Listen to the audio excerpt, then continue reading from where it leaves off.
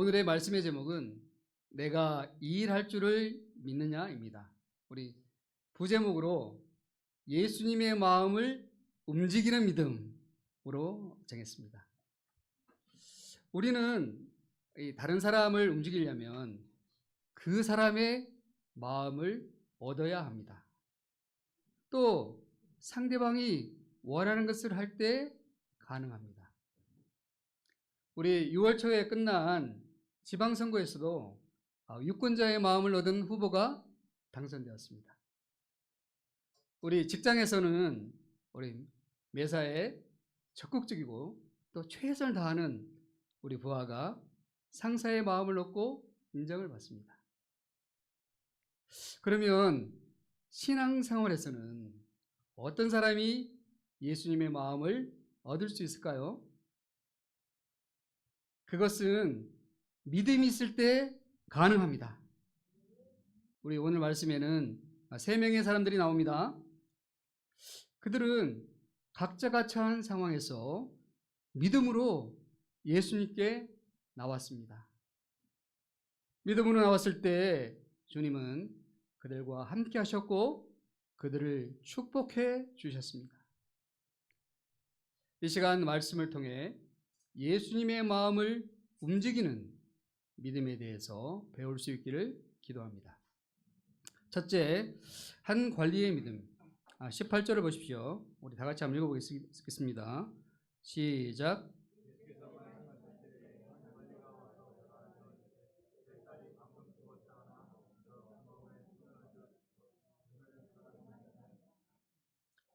예수님께서 새 포도주는 새 가죽 부대에 넣어야 한다고 말씀하실 때 한 관리가 예수님께 나왔습니다. 그는 예수님께 무릎을 꿇고 넙죽 절하였습니다. 우리 원어를 보면 보라 라는 감탄사가 있습니다.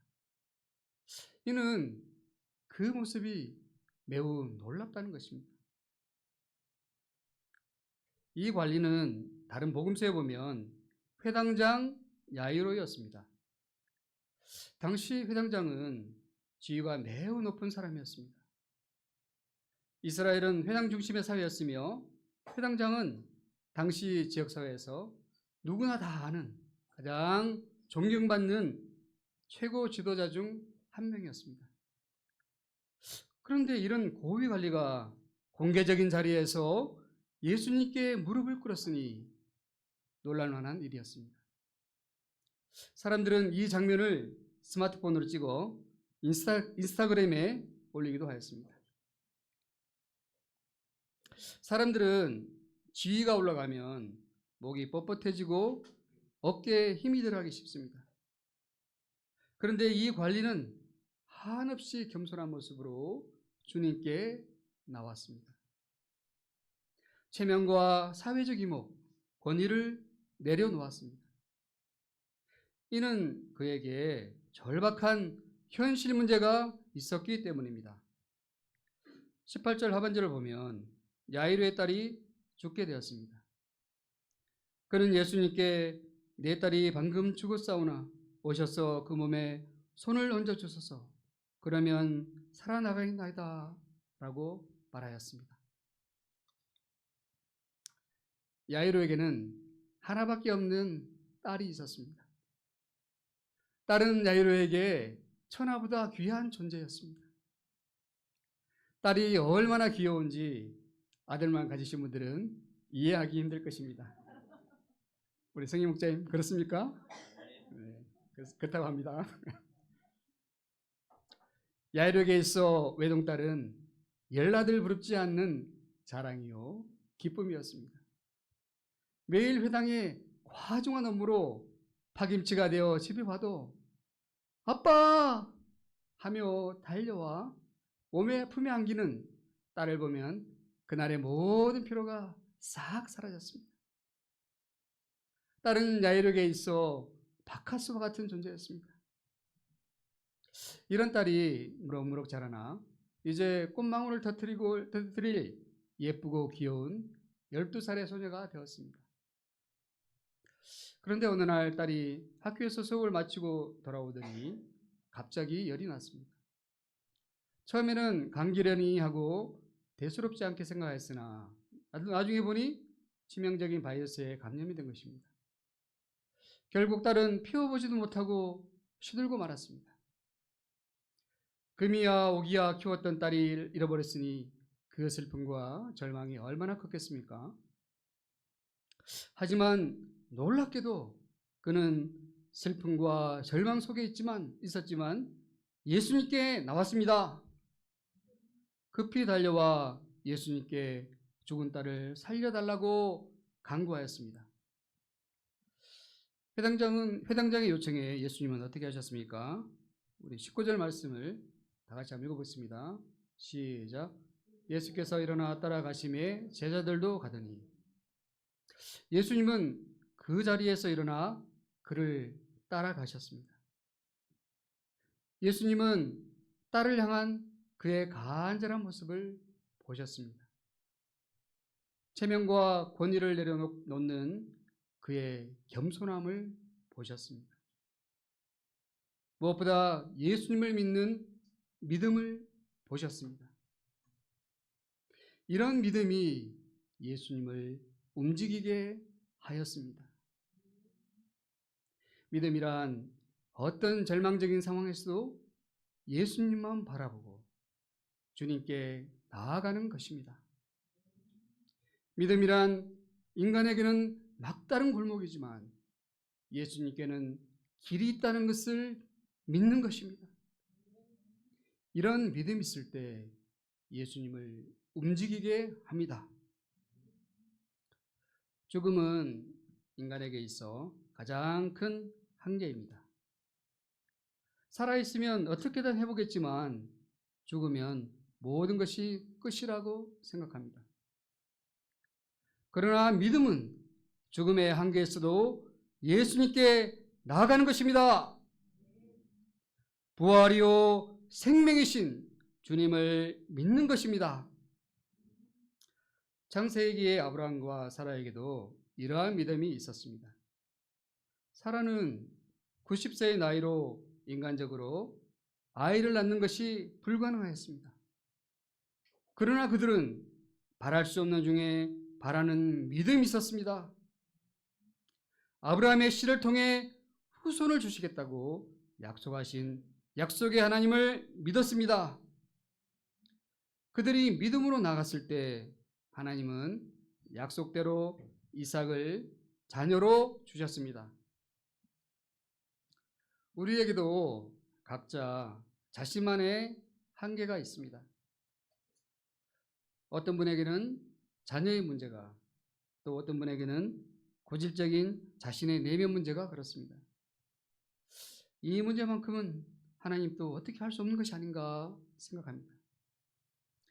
그러나 하나님 안에는 불가능이 없습니다. 하나님은 아브라함에게 말씀하셨습니다. 우리 창세기 18장 14절 말씀 다시 한번 읽어볼까요? 시작. 여호와께 능하지 못한 일이 있겠느냐? 기한이 이를 때에 내가 내게로 돌아오리니 사라에게 아들이 있으리라. 우리가 전능하신 하나님을 바라봐야겠습니다.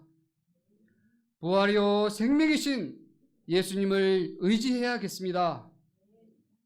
나는 할 수 없지만 하나님은 하실 수 있다는 믿음으로 나아가야 하겠습니다. 예수님은 회당장의 집에 가셔서 죽은 소녀의 손을 잡아주셨습니다. 그러자 죽었던 아이의 손에 온기가 돌아오고 생명이 살아나는 기적이 일어났습니다. 둘째, 혈루증 앓는 여인의 믿음. 20절에서 21절을 보십시오. 우리 다 같이 한번 읽어보겠습니다. 시작.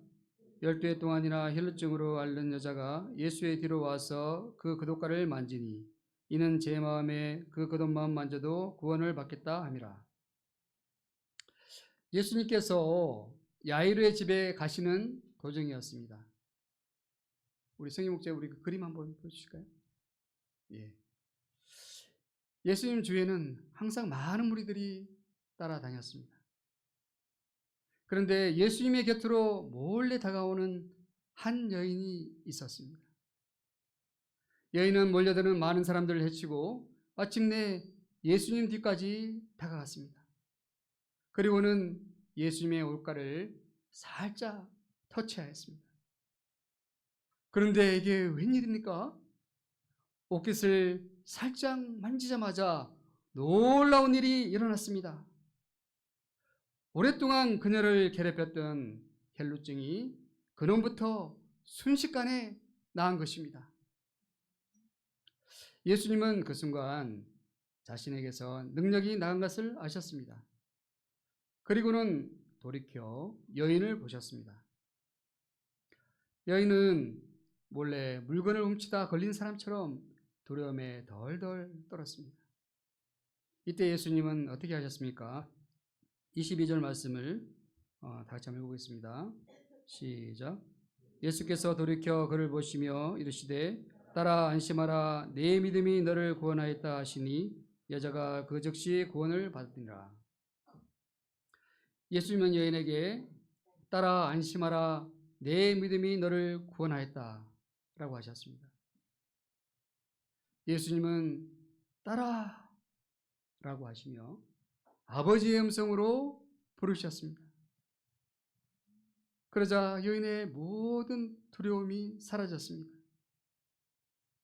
예수님은 여인에게 평안을 주시고 믿음을 칭찬해 주셨습니다. 그러면 그녀의 어떤 믿음이 그녀를 구원하였을까요? 혈루증은 부인병의 일종으로 원인을 알 수 없는 고질병입니다. 그런데 여인은 12년 동안 혈루증을 앓고 있었습니다. 한 달만 병을 앓아도 힘든데 12년간 병을 앓았으니 얼마나 힘들었을까요? 마가복음 5장 26절을 보면 여인은 12년 동안 수많은 의사에게 괴로움을 받았고 가진 재산도 모두 창질했지만 병은 더 악화되었다고 하였습니다. 이 정도 되면 의사에 대한 불신이 극에 달했을 것입니다. 또 혈루증은 율법이 정한 부정한 병이었습니다. 레위기 15장에 보면 유출병은 주변을 부정하게 하는 병이었습니다. 그래서 여인은 사람들과 접촉해서도 안 되고 누군가를 만지면 그 사람마저 부정해지는 상황이었습니다. 그러므로 여인이 예수님께 나오는 것은 잘못하면 돌에 맞을 수도 있는 위험한 행동이었습니다. 하지만 여인은 이 모든 장벽을 뛰어넘고 예수님께 나왔습니다. 예수님께 나와 예수님의 옷자락을 만졌습니다. 여인에게는 예수님의 옷자락만 만져도 나을 수 있다는 단순하고도 확고한 믿음이 있었습니다. 여인의 믿음은 단순하지만 순도 100%의 창조적인 믿음이었습니다. 예수님의 옷자락을 만지는 믿음. 이 믿음은 수르보니게 여인이 예수님께 부스러기 은혜를 구하는 믿음만큼 놀랍고 감동을 줍니다. 한 번도 생각해보지 못한 창조적인 믿음입니다. 예수님을 절대적으로 믿는 순수한 믿음입니다. 우리도 여인의 옷자락을 만지는 믿음을 배워야겠습니다. 예수님의 옷자락을 만진다는 것은 자신이 연약한 죄인임을 인정하고 주님만이 나의 구원자가 되심을 고백하는 것입니다. 예수님만이 나의 치료자가 되심을 믿는 것입니다. 우리가 예수님께 나아가 은혜를 주시도록 기도할 때 주님은 나를 만나 주시고 우리를 구원하여 주십니다. 셋째, 두 소경의 믿음. 27절을 보십시오. 우리 다 같이 한번 읽어보겠습니다. 시작.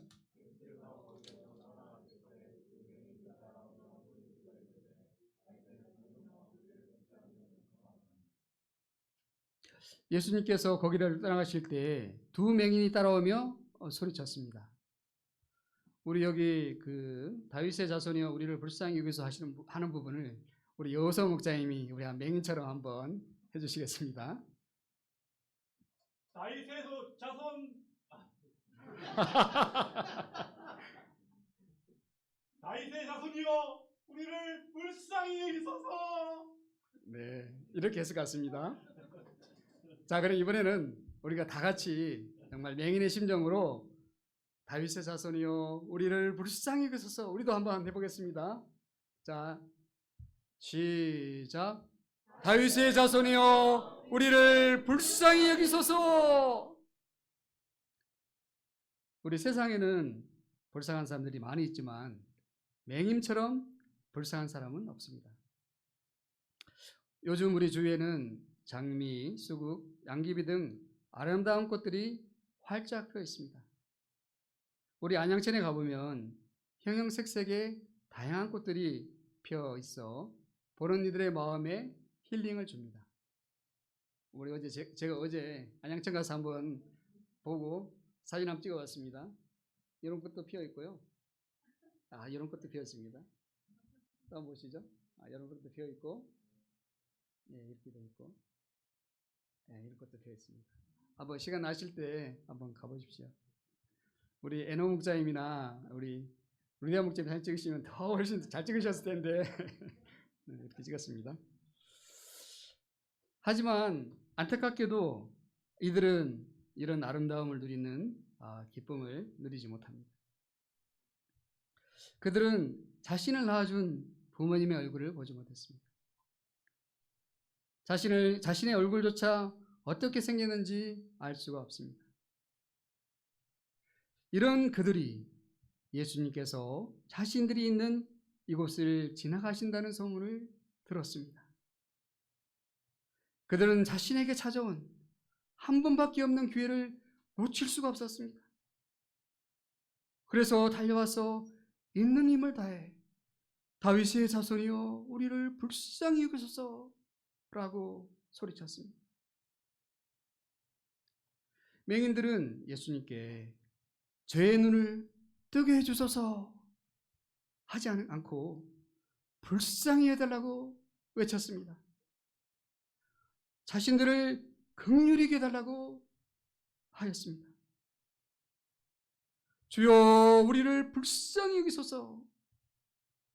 이 말만큼 예수님의 마음을 움직이게 하는 말이 있을까요? 예수님은 인생들을 불쌍히 여기시는 분이십니다. 우리 본문의 36절에도 보면 예수님은 무리를 보시고 불쌍히 여기시니 이는 그들이 목자 없는 양같이 고생하며 기진함이라 라고 하셨습니다. 우리 복음서를 살펴보면 많은 곳에서 불쌍히 여기시는 예수님의 모습을 찾아볼 수 있습니다.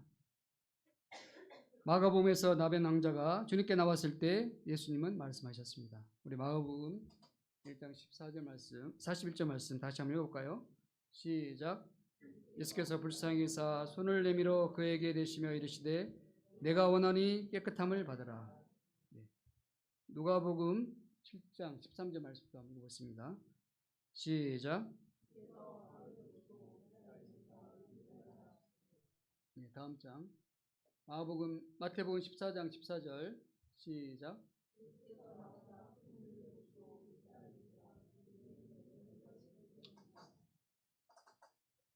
이처럼 예수님은 우리를 불쌍히 여기시는 분이십니다. 예수님은 죄로 죽어가는 우리 인생들을 불쌍히 여기시고 구원하시고자 십자가를 지셨습니다. 그러므로 우리는 많은 말을 하기보다 주님께 나아가 두 손을 들고 우리를 불쌍히 여겨달라고 기도해야겠습니다. 주님, 죄로 죽어가는 이 시대의 캠퍼스 영혼들을 불쌍히 여겨주십시오. 세상을 쫓아가는 우리 자녀들을 불쌍히 여겨주십시오. 주님, 하나님 없이 살아가는 가족들과 이웃들을 불쌍히 여겨주십시오. 주님, 연약한 이 죄인을 불쌍히 여겨주십시오. 주님은 이런 우리의 기도를 들으시고 우리를 도와주십니다. 맹인들의 요청에 예수님 반응이 어땠습니까? 우리 28절에 보면 예수님은 이상하게 못 들은 척 하시고 집에 들어가셨습니다. 아마도 그들의 간절함을 테스트하신 것이 아닌가 보여집니다. 그러자 그들은 예수님이 가신 집까지 따라왔습니다.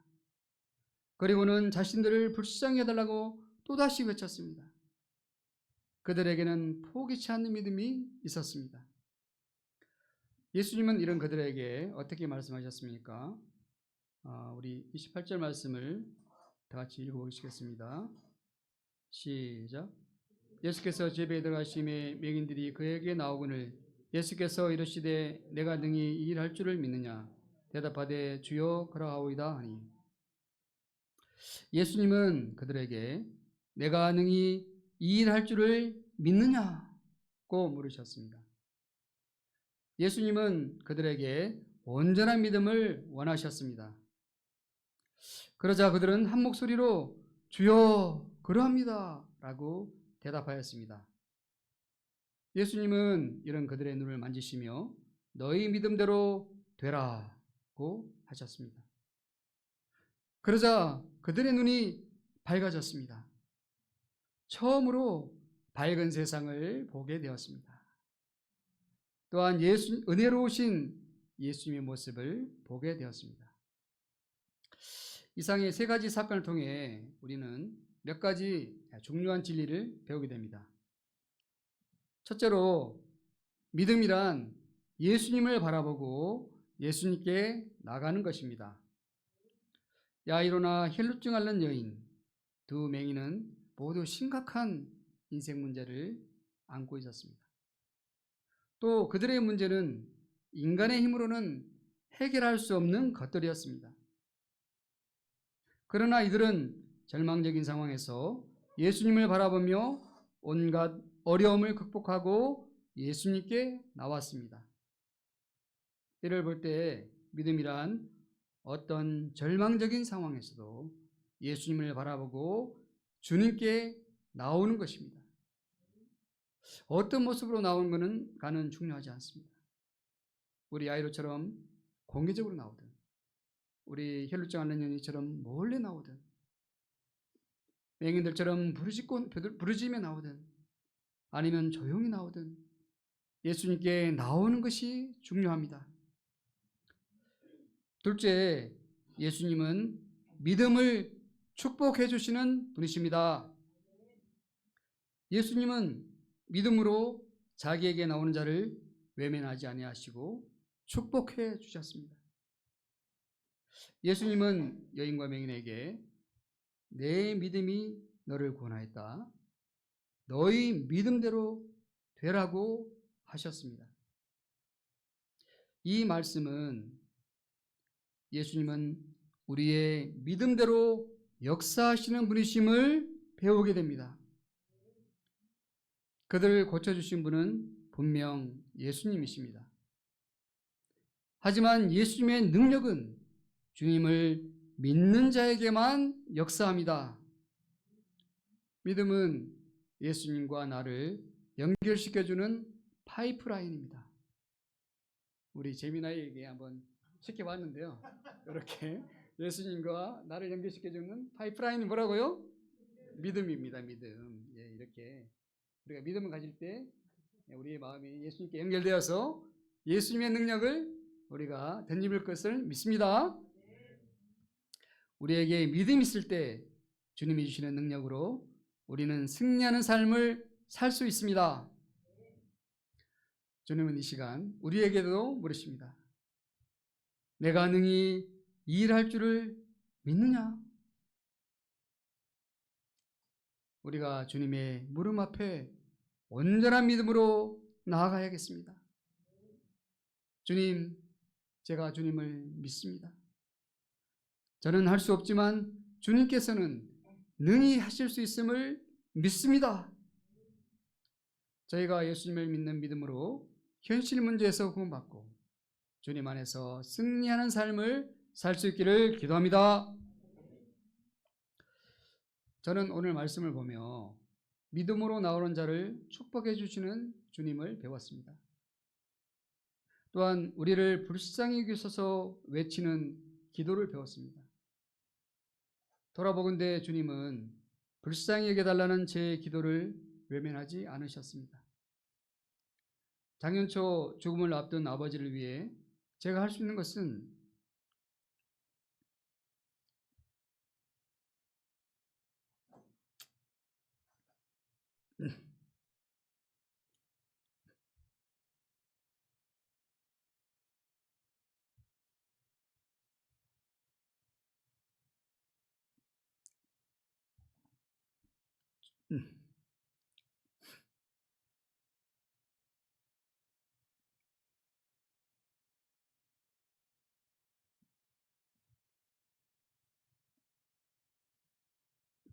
죄송합니다.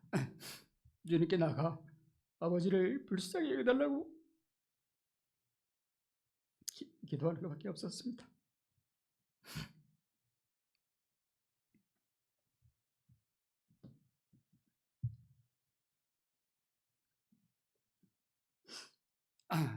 주님은 그때 죄인의 기도를 들으시고 기적적으로 아버지가 예수님을 영접하도록 도와주셨습니다.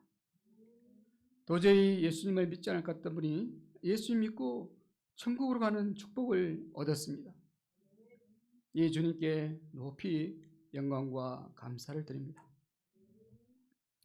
현재 우리 교회에 시급하고 간절한 기도 제목이 있습니다. 현재 박헬렌 선교사님 회복을 위해 기도하고 있습니다. 부활이요 생명이신 예수님께서 헬렌 선교사님을 불쌍히 해주시길 기도합니다. 폐와 간 수치가 정상화되어 온전히 회복되는 기적이 일어나기를 기도합니다. 우리가 계속해서 마음을 합해 간절히 기도해야겠습니다. 제게 있어 가장 큰 기도 제목은 자녀들입니다.